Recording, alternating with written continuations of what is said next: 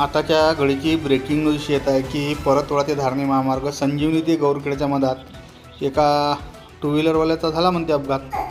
तो शुभम खेरडे मित्र परिवाराच्या वतीनं पाठवला आहे. सध्या त्याला उपजिल्हा रुग्णालय अचलपूर या ठिकाणी उपचार चालू आहेत. सुनील सोमलाल बेटेकर काटकूम असं प्राथमिक नाव येऊन आलं.